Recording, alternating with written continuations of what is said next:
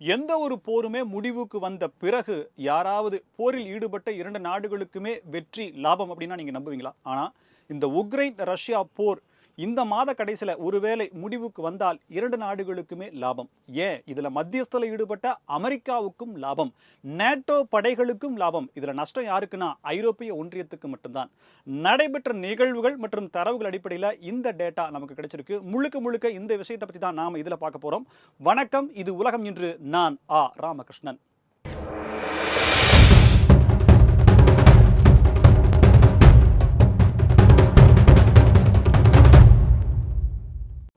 அலாஸ்காவில் Ukraine Russia போர் நிறுத்த ஒப்பந்தத்திற்கான பேச்சுவார்த்தை அப்படிங்கிறது அமெரிக்காவினுடைய மத்தியஸ்தத்தின் பேரில் அமெரிக்க அதிபர் டொனால்ட் ட்ரம்ப் அவர்களுக்கும் ரஷ்ய அதிபர் விளாடிமிர் புட்டின் அவர்களுக்கும் நடைபெற்றது. இதில் கலந்து கொண்டது விளாடிமிர் புட்டின் தானா அப்படின்ற மாதிரியான ஒரு கேள்வி முன்வைக்கிறாங்க. ஆனால் நம்ம அந்த சில்லியான கொஸ்டினுக்குள்ளே போக வேண்டாம்.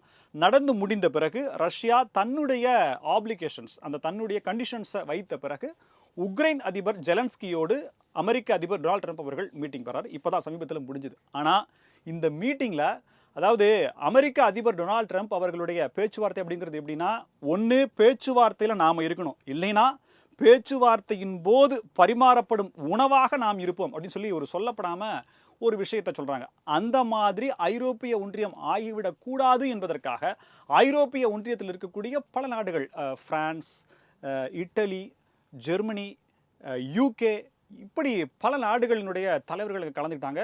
குறிப்பாக நேட்டோனுடைய தலைவர்கள், ஐரோப்பிய ஒன்றியத்தினுடைய அந்த கூட்டுதாக இருக்கக்கூடிய தலைவர்கள் எல்லாருமே கலந்துக்கிறாங்க. இப்போது உக்ரைன் ரஷ்யா போர் முடிவுக்கு வருவதில் உக்ரைன் அதிபர் கலந்துக்கிற அந்த பேச்சுவார்த்தையில் இவங்கெல்லாம் கலந்துக்க வேண்டிய அவசியம் என்ன அப்படிங்கிற கேள்வியை தவிர்த்துட்டு இன்டெப்த்தாக உள்ளே போனோம் அப்படின்னா, இதில் முழுக்க முழுக்க உக்ரைனுக்கு இருக்கக்கூடிய பிரச்சனைகள் அப்படிங்கிறத தாண்டி ஐரோப்பிய ஒன்றியத்திற்கு இருக்கக்கூடிய பிரச்சனைகள். நாளைக்கு போர் நிறுத்த ஒப்பந்தம் வருமாயின் அதுக்கு முன்னாடியே ரஷ்யா வைத்த என்னென்ன கோரிக்கைகள், போர் நிறுத்தம், சீஸ் ஃபயர் அப்படின்னா எனக்கு என்னென்ன வேணும்னு சொல்லி வைத்தது எல்லாமே உடனடியாக அலாஸ்கா மீட்டிங் முடித்த உடனே உக்ரைன் அதிபர் ஜெலன்ஸ்கி அவங்கள்ட்டையும், எப்படி நம்மளுடைய ஆபரேஷன் சிந்தூர் முடித்த பிறகு ஏன் இந்த தாக்குதல் தொடங்கப்பட்டது, எதற்காக தாக்குதல் தொடங்கப்பட்டது, எங்கெல்லாம் தாக்கப்பட்டது, பாகிஸ்தான் செய்திகள் என்ன அப்படின்ற விவரங்களை எல்லா உலக நாடுகளுக்கும், நட்பு நாடுகள் மட்டும் இல்லை எல்லா உலக நாடுகளுக்கும் இந்தியா தன்னுடைய விளக்கத்தை, தன் தரப்பு வாதத்தை முன் வச்சாங்க. இதே மாதிரி கிட்டத்தட்ட இதே மாதிரியான நிலையை தான் அமெரிக்கா செஞ்சிருக்கு. இப்போ அமெரிக்கா இந்த வேலையை செய்ய வேண்டிய அவசியம் என்ன அப்படின்ற கேள்வி வச்சோம் அப்படின்னா, உக்ரைனுக்கு நன்மை செய்வதால் அமெரிக்காவுக்கு என்ன நன்மை, ரஷ்யாவுக்கு தீமை செய்வதால் அமெரிக்காவுக்கு என்ன நன்மை அப்படிங்கிறத பார்க்கணும். எப்பவுமே இந்த டொனால்ட் ட்ரம்ப் அவர்கள் அமெரிக்காவினுடைய நலன் அப்படிங்கிறத தாண்டி எந்த விஷயத்தையுமே யோசிக்க மாட்டார் அப்படிங்கிறது ஜெலன்ஸ்கிக்கு கிட்டத்தட்ட ஒரு பல நாட்கள் கிளாஸ் எடுத்து ஐரோப்பிய ஒன்றியத்தின் மூலமாக எப்படி நீங்கள் ட்ரம்ப் கிட்ட பேசணும், எப்படி நீங்கள் நடந்துக்கணும், முதல்ல பேச்ச ஆரம்பிக்கிறதுக்கு முன்னாடி அவரை எப்படி கூல் பண்ணணும், எப்படின்னா இப்போ வார்ம் அப் சொல்லுவாங்க இல்லையா, ஒரு பயிற்சி எடுக்கும்போது வார்ம் அப், அந்த மாதிரியான வார்த்தைகளை போட்டு எப்படி பேசணும்னு சொல்லி கொடுக்கப்பட்டு தான் கிட்டத்தட்ட ஒரு வெல் ட்ரெயின்டு ப்ரிப்பேர்டு நிலையில தான் ஜெலன்ஸ்கி அங்கே வந்தார் அப்படின்னு சொல்லப்படுது. ஐரோப்பிய ஒன்றியத்தினுடைய தலைவர்கள், பல நாட்டினுடைய தலைவர்களும் சொல்கிறாங்க. இதில் யூகேவினுடைய தலைவர் தான் முக்கியமாக இந்த உக்ரைன் ரஷ்யா போருக்கு உக்ரைனுக்கான மிக மிக அதிகப்படியான ஆதரவை, ஒருவேளை ஐரோப்பிய ஒன்றியமே உதவி செய்யாமல் போனால் கூட நாங்கள் உங்கள் பக்கம் இருக்கிறோம், எங்களுடைய இராணுவ வீரர்கள் உக்ரைனில் கால் பதித்து போர் புரிவதற்கான காலம் வெகு தொலைவில் இல்லைன்ற மாதிரியான கருத்தை அவர் முன்வைக்கிறார். இந்த இடத்துல அது மிக முக்கியமான பேசு பொருளாகிருக்கு. அலாஸ்காவில் புட்டினோடு என்ன பேசினார்கள் அப்படிங்கிறது உங்கள் எல்லாத்துக்குமே தெரியும். அதன் பிறகு ஜெலன்ஸ்கியோட பேசும்போது பல விஷயங்கள், முக்கியமான தகவல்கள் கொடுக்கப்பட்டிருக்கு. குறிப்பாக அந்த உக்ரைனில் இருக்கக்கூடிய கிரீமியா பகுதி, இதில் கிட்டத்தட்ட அங்கே இருக்கக்கூடிய 70% மக்கள் ரஷ்ய மொழி பேசக்கூடியவர்களும் ரஷ்யாவுடைய கலாச்சாரத்தை சேர்ந்தவர்கள் அப்படிங்கிறதுனாலும், சோவியத் யூனியனிலிருந்து அந்த ரஷ்யா பிளவுண்ட போதே உக்ரைன் உருவாகும் போதே இங்கே இருக்கக்கூடியது எங்களுடைய நிலப்பரப்பு சொல்லி ரஷ்யா தொடர்ந்து உரிமை கொண்டாடிட்டே வந்தாங்க. இந்த போருக்கான அடிப்படை காரணமாகவும் அது முன்வைக்கப்படுகிறது. ஸோ அந்த கிரீமியா பகுதியை ரஷ்யாவோடு சேர்த்ததை, இணைத்து கொண்டதை எந்த விதத்திலையும் உக்ரைன் உரிமை கொண்டாடக்கூடாதுன்னு சொல்கிறாங்க. ஆனால் இதன் மூலமாக உக்ரைன் இழந்தது மிக மிக அதிகம். அந்த இடத்துல எண்ணெய் வளம் அதிகம், சுற்றுலாவினுடைய இடமாக பார்க்கப்படுது, அதுபோல் இயற்கை வளங்கள் அப்படியே கொட்டி கிடக்குது, ரம்மியமான அழகான விஷயமாக பார்க்கப்படுது. ஸோ இதனால் கிடைக்கக்கூடிய வருமானங்கள் எல்லாமே உக்ரைனுக்கு இல்லை அப்படின்னு ஆகி போயிடுச்சு. இப்போ ஒட்டுமொத்தமாக அதை இழக்கக்கூடிய ஒரு கண்டிஷன் அப்படிங்கிறத ரஷ்யா உக்ரைனுக்கு வச்சிருக்கு. இதை தாண்டி ஐரோப்பிய ஒன்றியத்தில் நாட்டோனுடைய அந்த விஷயத்தில் உக்ரைன் இணைக்கப்பட மாட்டாது, ஐரோப்பிய ஒன்றியத்தில் உக்ரைன் இணைக்கப்பட மாட்டாது அப்படின்ற ஒரு உறுதியும் கூடவே உக்ரைனுக்கு சாதகமாக இணைக்கப்படாது. ஆனா அந்த ஆர்டிகிள் 5 சொல்றாங்க. அந்த விஷயத்துல ஒருவேளை உக்ரைன் மீது எந்த நாடுகளாக போர் தொடுக்கப்பட்டால், இப்போ ஐரோப்பிய ஒன்றியத்தில் இருக்கக்கூடிய அந்த நாடுகள் மீது எந்த நாடுகள் மேலேயாவது ஏதாவது ஒரு நாடு போர் தொடுக்குமாயின் ஐரோப்பிய ஒன்றியத்தினுடைய அந்த நேட்டோ படைகள் அப்படிங்கிறது அவங்க மேல தாக்குதல் நடத்தும். இதுதான் அந்த அக்ரிமெண்ட். ஸோ இந்த பாதுகாப்பை உக்ரைனுக்கு வழங்கும் சொல்லி அமெரிக்கா சொல்லுது. இதற்காக கிட்டத்தட்ட $100 பில்லியன் அளவுக்கான ராணுவ தளவாடங்கள் கொள்முதல், அந்த தாக்குதல் நடத்துவதற்காக army base, navy base, air force base எல்லாம் அமைக்கிறதுக்கான விஷயங்கள், இன்னும் பல போர்க்கருவிகள் வாங்குவதற்காகவும் அப்படி சொல்லி $100 பில்லியன் அளவுக்கான ஒப்பந்தம் அப்படிங்கிறது அமெரிக்காவுக்கு கிட்டத்தட்ட உறுதி செய்யப்பட்டதாக சொல்லப்படுகிறது. இதை தாண்டி ட்ரோன் டெக்னாலஜியில் இன்னைக்கு குறிப்பிடத்தகுந்த அளவில் முன்னணியில் இருக்கக்கூடியது உக்ரைன்.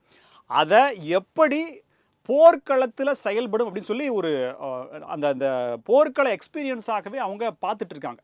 இப்போ ரஷ்யா அனுப்பக்கூடிய பல ட்ரோன்கள் அப்படிங்கிறதும் உக்ரைன் அனுப்பக்கூடிய ட்ரோன்கள் அப்படிங்கிறது மிக துல்லியமாக தாக்குதல் அப்படிங்கிறது நடந்திருக்கு. ஸோ ட்ரோன் ப்ரொடக்ஷன் அப்படிங்கிறத உக்ரைன் செய்ய வேண்டிய காலகட்டம், அதற்கான அடிப்படை தேவை பாதுகாப்பு அப்படின்றது வரும்போது கிட்டத்தட்ட ஒரு $50 பில்லியன் அளவிற்கான ட்ரோன் உற்பத்தி தளத்தை உக்ரைன்லேயே அமைப்பதற்கான ஒரு ஒப்பந்தமும் அமெரிக்கா தரப்பில் மேற்கொள்ளப்பட்டிருக்கு. இதற்கான பணம் எல்லாம் உக்ரைன் எப்படி கொடுக்கும் அப்படின்ற கேள்விக்கு ஐரோப்பிய ஒன்றியம் இந்த பணத்தை கொடுக்கும். ஏன் ஐரோப்பிய ஒன்றியம் கொடுக்குது? ஏனென்றால் ஐரோப்பிய ஒன்றியம் உக்ரைன் பக்கம் இருக்கிறது. இப்போ புரியுதா? நான் ஆரம்பத்தில் சொன்னது எல்லாருமே ஜெயிச்சாங்க, ஐரோப்பிய ஒன்றியம் தான் தோற்றது அப்படின்னு சொல்லலாம். சரி, நேட்டோவுக்கும் வெற்றி அப்படின்னு என்னன்னா, நேட்டோ தான் ராணுவ பாதுகாப்பை வழங்குது. ஸோ நாளைக்கு நேட்டோவை பைபாஸ் பண்ணி உக்ரைன் வந்து ராணுவ மிலிட்டரி அமைக்கிறது, உக்ரைனுக்கான ஒரு ராணுவ பாதுகாப்பு அப்படிங்கிறத அமெரிக்கா ஏன் உறுதியாகவும், ரெண்டாவது இதுக்காக ஐரோப்பிய ஒன்றியம் $100 பில்லியன் அளவு ஏன் கொடுக்கணும் அப்படின்ற மாதிரியான பல கேள்விகள் முன்வைக்கப்படுது. இருந்தாலும் உக்ரைனை திருப்திப்படுத்துறதுக்காக அமெரிக்கா இந்த விஷயத்தை சொல்லியிருக்கு. ஸோ அமெரிக்கா வெற்றி பெற்றதுக்கு என்னன்னா, கிட்டத்தட்ட $150 பில்லியன் அளவுக்கான பிஸ்னஸ், $50 பில்லியன் அளவுக்கான ட்ரோன் உற்பத்தி மையம் உக்ரைனில் அமைக்கப்படுது அப்படின்னா, அது யாரால் அமைக்கப்படும்?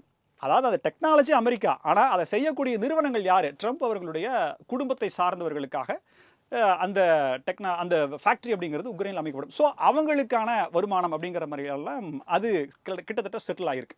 ஸோ இப்படி பலவாறாக பல முடிச்சுக்கள் அமெரிக்காவுக்கு லாபம் தரக்கூடிய கிட்ட $100 பில்லியன் அளவுக்கு ராணுவ தளவாடங்கள் அமெரிக்கா கிட்ட இருந்து வாங்குறதுன்னா ஐ வெரி ஹாப்பி அப்படின்ற மாதிரியான ட்ரம்ப் மூடில் இருக்கார். இதை எல்லாத்தையும் தாண்டி சில வருடங்கள் கழித்து, அதாவது இன்னும் சில ஆண்டுகள் கழித்து ஒருவேளை மீண்டும் ரஷ்யா உக்ரைனை தாக்குது, இந்த ஒப்பந்தங்கள்லாம் முடிந்த பிறகு தாக்குது அப்படின்னா, அப்படிப்பட்ட தாக்குதலை தடுத்து நிறுத்துவதற்கான பணியை சீனாவும் இந்தியாவையும் எடுத்துக்கொள்ளணும் அப்படின்னு சொல்லி அமெரிக்க அதிபர் டொனால்ட் ட்ரம்ப் அவர்கள் நம்ம 2 நாடுகளையும் சீனாவையும் இந்தியாவையும் கோத்து விட்டுருக்காரு. இது எதற்கு அப்படின்னா, மிக அதிகப்படியான எண்ணெயை ரஷ்யா கிட்ட இருந்து இந்த 2 நாடுகள் தான் வாங்குறாங்க. ஸோ அவங்களுக்கான பணபலம், பொருளாதாரத்தை அளிக்கிறது இந்த 2 நாடுகள் தான். மேலும் நட்பு நாடுகளாக இருக்காங்க. பிரிக்ஸ் கூட்டமைப்புன்ற ஒரு கூட்டமைப்பில் இருக்கிறாங்க. ஏற்கனவே நான் சொல்லியிருந்தது போல எல்லா நாடுகளுக்கும் என்ன நடந்தது அப்படிங்கிற விளக்கத்தை சொன்னதப்போ பிரிக்ஸ் நாடுகளுடைய கூட்டமைப்புக்கு தான் முதல்ல சொன்னாராம் ட்ரம்ப் அவர்கள். எந்த அளவுக்கு பயத்தில் இருக்காரு, பிரிக்ஸ் கரன்சி கொண்டு வருவதற்கான வாய்ப்புகள், சாத்தியக்கூறுகள், அது கொண்டு வந்தால் டாலர் எந்த அளவுக்கு சரி அப்படிங்கிற பல விஷயங்களை அவருக்கு எடுத்து சொல்லியிருக்காங்க. ஸோ அதனால தான் அவர் இந்த இம்பாக்டை காட்டியிருக்காரு. எவ்வளோ நடந்தாலும் கிட்டத்தட்ட இந்த டாக்ஸ் அப்படிங்கிறதுல மட்டும் அவர் இன்னமுமே வந்து பிடி கொடுக்காம இருக்காரு. ஆனால் அதற்கும் பல காரணங்கள் முன்வைக்கப்படுது. இந்த விஷயம் ஏன் சொல்லுது அப்படின்னா, சைனாவும் இந்தியாவும் அழுத்தம் கொடுத்தால் ரஷ்யா கேட்கும் அப்படின்ற மாதிரியான விஷயத்தை சொல்றாரு. இதுல என்ன விஷயமா வெளிப்படையாக சொல்றாரு அப்படின்னா, 2 நாடுகள் சண்டை போட்டுக்கணும், அது எந்த நாடாக இருந்தாலும் பரவாயில்ல, அமெரிக்கா தவிர எந்த நாடு சண்டை போட்டுக்கிட்டாலும் பரவாயில்ல, ஆனால் இந்த 2 நாடுகளுமே ஆயுதங்களை அமெரிக்கா கிட்ட இருந்து வாங்கணும். இதுதான் அமெரிக்காவுடைய ஸ்ட்ராட்டஜியா இருக்கு. இந்த நேரத்தில் அமெரிக்காவினுடைய நட்பு எந்த வகையிலையும் நன்மை தராது, கெடுதல் மட்டும்தான் தரும் அப்படிங்கிறத அமெரிக்காவினுடைய நட்பு நாடாக இருக்கக்கூடிய ஐரோப்பிய ஒன்றியமே புரிஞ்சுக்கிச்சு. இந்த பேச்சுவார்த்தை, அதாவது ரஷ்ய அதிபர் விளாடிமிர் புட்டின் அவர்கள் இல்லாமல் அமெரிக்க அதிபரும் உக்ரைன் அதிபரும் பேசிக்கிட்டு முடித்த அந்த தருணத்தில் உக்ரைன் மீது மிக கொடூரமான ஒரு அதிதீவிரமான தாக்குதலை ரஷ்யா நடத்தியிருக்கு. கிட்டத்தட்ட 3 நபர்களிலிருந்து ஒரு சின்ன குழந்தையும் இறந்திருப்பதாகவும், இதை தவிர ஒரு ஆயில் ரீஃபைனரி யூனிட்டே கம்ப்ளீட் டெமாலிஷ் ஆகிறதுக்காகவும் கிட்டத்தட்ட 1500 டன் அளவிற்கான எரிபொருட்கள் எரிந்து சேதமடைந்திருப்பதாக சொல்லப்படுது. போர்க்களத்தில் இருக்கக்கூடிய போர் வீரர்களுக்கு அந்த போர் கருவிகளை, அந்த வெடிபொருட்களை, வெடிமருந்துகளை ஆயுதமாக மாற்றி கொண்டு போய் கொடுக்கக்கூடிய வேலையை இந்த ஆயில் ரீஃபைனரிக்கு பக்கத்தில் இருந்த ஒரு யூனிட் செஞ்சுட்டு இருந்ததாகவும் சொல்லப்படுது. இது மிகப்பெரிய இழப்பாக, உக்ரைனுக்கான மிகப்பெரிய இழப்பாக பார்க்கப்படுது. ரஷ்யா எந்த அளவுக்கு சமயோசிதமாக ராஜதந்திரமாக நடந்திருக்குன்றது பாருங்க. எனக்கு இந்த பகுதிகள் வேணும், இந்த கண்டிஷன்ஸ்லாம் இருக்கு, அதை தாண்டி இந்த நேரத்தில் தாக்குதல் நடத்தினா எந்த விதமான எதிர்ப்புமே இருக்காதுன்றதை தாண்டி ரஷ்யா மிக துல்லியமான தாக்குதலை நடத்தியிருக்கு. ஸோ உக்ரைனுக்கு அடிமேல் அடி அப்படிங்கிறதுல மாற்று கருத்தே இல்லை. தொடர்ந்து டாரிஃப் விஷயத்தில் இந்தியா சோட போயிருச்சு. இனிமேல் இந்தியாவில் தான் எக்ஸ்போர்ட் பாதிக்கும், இந்தியர்கள் பாதிக்கப்பட்டிருக்காங்க, ருப்பி இனிமேல் 100 ரூபா போயிடும் அப்படின்ற மாதிரியான நெகட்டிவ் தாட்ஸ், அதற்கான சப்பை கட்டுக்கள், கதை திரைக்கதை வசனம் எல்லாம் எழுதிட்டே வந்தாங்க.